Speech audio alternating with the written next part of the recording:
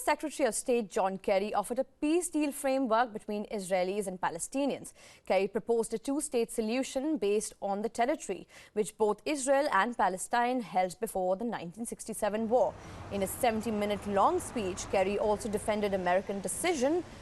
decision of allowing the UN resolution against Israeli settlements, saying it was intended to preserve the possibility of a two-state resolution.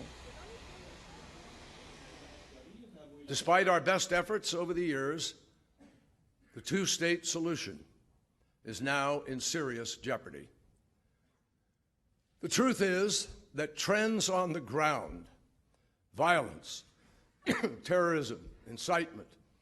settlement expansion, and the seemingly endless occupation, they are combining to destroy hopes for peace on both sides and increasingly cementing an irreversible one-state reality that most people do not actually want. Meanwhile, Israel's Prime Minister Benjamin Netanyahu expressed his disappointment with Kerry's speech. In a speech ostensibly about peace between Israelis and Palestinians, Secretary Kerry paid lip service to the unremitting campaign of terrorism that has been waged by the Palestinians against the Jewish state for nearly a century. What he did was to spend most of his speech blaming Israel for the lack of peace by passionately condemning a policy of enabling Jews to live in their historic homeland and in their eternal capital, Jerusalem. President Mahmoud Abbas followed with great interest tonight Secretary of State John Kerry's speech and reiterated his full commitment to a just peace as a strategic option, and said the minute the Israeli government agrees to cease all settlement activities, including in East Jerusalem, and agrees to implement on the basis of reciprocity agreements signed, that the Palestinian leadership stands ready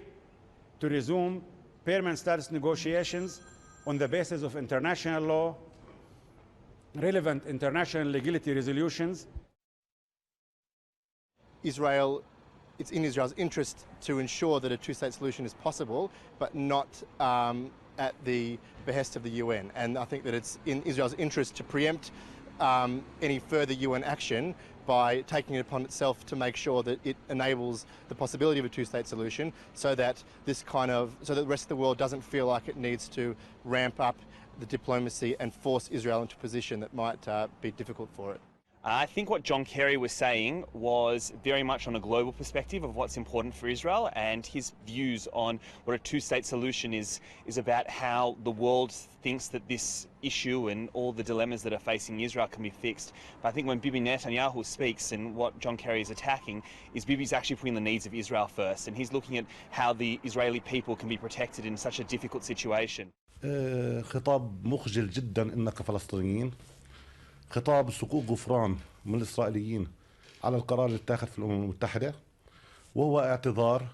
وبالعكس هو بيطلب أن يكون في سلام، ولكن هذا الخطاب خطاب سيء جدا ويؤدي إلى العنف في منطقة الشرق الأوسط.